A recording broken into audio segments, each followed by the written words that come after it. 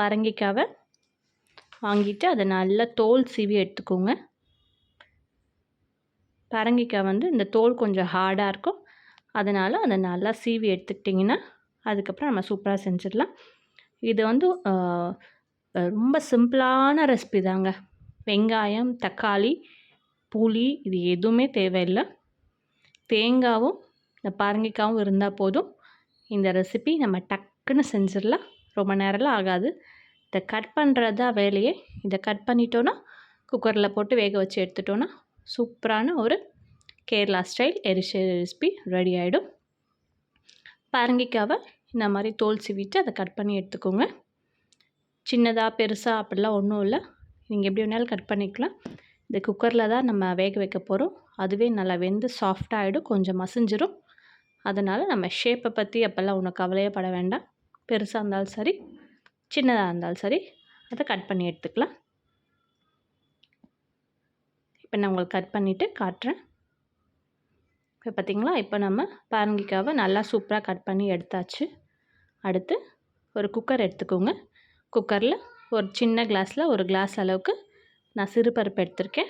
அந்த சிறுபருப்பை நல்லா வாஷ் பண்ணி எடுத்துக்கோங்க. ஒரு 2 to 3 டைம்ஸ் வாஷ் பண்ணி எடுத்துக்கோங்க. அடுத்து இதோடு நம்ம 3 பல் பூண்டு சேர்த்துருக்கோம். பருப்பு சேர்த்துருக்கோம் இல்லையா, அதனால் பூண்டு கண்டிப்பாக சேர்த்துக்கோங்க. அடுத்து நம்ம வந்து வாஷ் பண்ணி வச்சுருந்த பரங்கிக்காய் அதுவும் இதோட சேர்த்துக்கோங்க. பரங்கிக்காய் சேர்த்துட்டு இது தேவையான அளவுக்கு வேகிற அளவுக்கு தண்ணி சேர்த்துக்கோங்க. தண்ணி சேர்த்துட்டு காரத்துக்கு 2 பச்சை மிளகாய் சேர்த்துக்கோங்க. நம்ம இதில் மிளகாய் தூள் சேர்க்க போகிறது கிடையாது, பச்சை மிளகாய் காரம் மட்டும்தான். அதனால் நீங்கள் காரம் அதிகமாக சாப்பிடுவீங்கன்னா ஒன்று எக்ஸ்ட்ரா சேர்த்துக்கோங்க, இல்லைன்னா கம்மியாக வேணுனாலும் கம்மியாக சேர்த்துக்கலாம். அடுத்து கொஞ்சமாக மஞ்சள் தூள் 1/4 ஸ்பூன் அளவுக்கு சேர்த்துக்கோங்க. அடுத்து உப்பு தேவையான அளவுக்கு சேர்த்துக்கோங்க. இப்போ இது எல்லாத்தையும் நல்லா ஒரு கரண்டி வச்சு கலந்து விட்டுறலாம். ரொம்ப சிம்பிளான ரெசிபி தான், டக்குன்னு செஞ்சிடலாம். இப்போ கலந்துட்டு குக்கர் மூடி போட்டு இதை நம்ம விசில் வச்சு எடுத்துக்கலாம். ஒரு 3 விசில் வச்சா போதும், அது சூப்பராக குக் ஆகிடும் சாஃப்டாக. பருப்பும் சிறுபருப்பு தான், அதனால் ரொம்ப டைம் எடுக்காது. சிறுபருப்பு ஒரு 2 விசில்லே நார்மலாக குக் ஆகிடும். அடுத்து இந்த பரங்கிக்காவும் சாஃப்டாக குக் ஆகிடும். ஒரு 3 விசில் மட்டும் வச்சு எடுத்துக்கோங்க. அடுத்து ஒரு தேங்காவை ஒரு பாதி தேங்காய் அளவுக்கு அதை நல்லா கட் பண்ணி எடுத்துக்கோங்க. தேங்காவை கட் பண்ணி ஒரு மிக்ஸி ஜாரில் சேர்த்துக்கோங்க. அடுத்து ஒரு ஸ்பூன் அளவுக்கு சீரகம் சேர்த்துட்டு காரத்துக்கு இன்னும் ஒரு பச்சை மிளகாய் சேர்த்துக்கலாம்.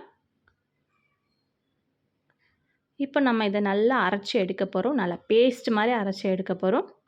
கொரகொரப்பாலாம் இல்லாமல் நல்லா பேஸ்ட்டாக அரைச்சி எடுத்துக்கோங்க. இப்போ பார்த்திங்களா, சூப்பராக அரைச்சி எடுத்தாச்சு. இந்த டைமில் நம்ம குக்கர் வேக வச்சுருந்தோம் இல்லையா, அதுவும் நல்லா வெந்து வந்துடுச்சு. இதை பாருங்கள் எவ்வளோ சாஃப்டாக இருக்குன்னு. நம்ம மிக்ஸ் பண்ணி பார்த்தா தெரியும். ஒரு காய் மசிச்சு காட்டுறேன் பாருங்கள், எந்த அளவுக்கு சாஃப்டாக இருக்குது பாருங்கள். லைட்டாக அப்படியே நசுக்கினோடனே அது சூப்பராக வெந்து நல்லா சாஃப்டாக குக் ஆகிடுச்சு. இது நல்லா ஒரு வாட்டி மிக்ஸ் பண்ணி விட்டுட்டு நம்ம இப்போ அரைச்சி ரெடி பண்ணி வச்சுருக்கோம் இல்லையா அந்த தேங்காய் பேஸ்ட்டு இதோட சேர்த்துருங்க. இந்த மிக்ஸி ஜாரில் கொஞ்சம் தண்ணி சேர்த்துக்கோங்க. தண்ணி சேர்த்துட்டு அதோடய அதை சேர்த்துட்டு இது ஒரு 5 மினிட்ஸ் கொதிக்கட்டும். இது கொதிக்கிற கேப்பில் நம்ம திருப்பி கொஞ்சம் தேங்காய் வந்து துருவி எடுக்க போகிறோம். துருவிட்டு இதை நம்ம வந்து தாளித்து அதில் கொட்ட போகிறோம். அதனால் கொஞ்சமாக தேங்காய் வந்து துருவி எடுத்துக்கோங்க. இப்போ பார்த்திங்களா, இந்த தேங்காய் பால் ஊற்றணும் இல்லையா, அதுவும் நல்லா கொதித்து சூப்பராக ரெடி ஆகிடுச்சு பாருங்கள்.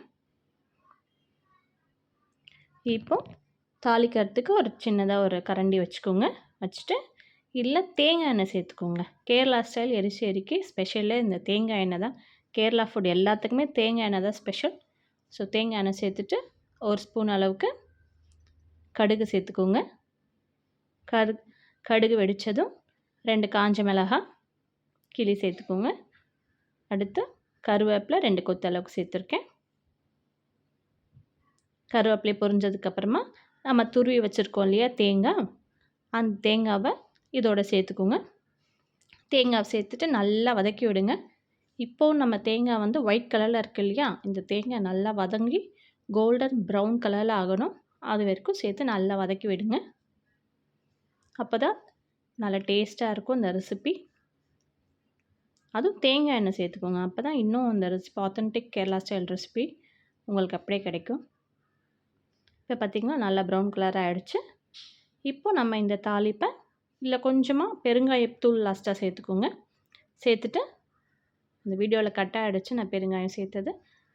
ஸோ லாஸ்ட்டாக நம்ம தாளித்து வச்சுருந்தோம் இல்லையா, இது வந்து நம்ம ஆல்ரெடி ரெடி பண்ணி வச்சுருந்தோம் இல்லையா இந்த பரங்கிக்காய் எரிசேரி, இதில் கொட்டிடுங்க. இப்போ சூப்பரான ஒரு கேரளா ஸ்டைல் பரங்கிக்காய் எரிசேரி ரெசிபி ரெடி ஆகிடுச்சு. ஸோ கண்டிப்பாக நீங்கள் இதை ட்ரை பண்ணி பாருங்கள். ட்ரை பண்ணி பார்த்துட்டு எப்படி இருக்குன்னு கமெண்ட்டில் சொல்லுங்கள். இந்த வீடியோ பிடிச்சிருந்தால் லைக் பண்ணுங்கள். நம்ம சேனலுக்கு சப்ஸ்கிரைப் பண்ணிவிடுங்க. கண்டிப்பாக ஹைப் பண்ணுங்கள். தேங்க்யூ.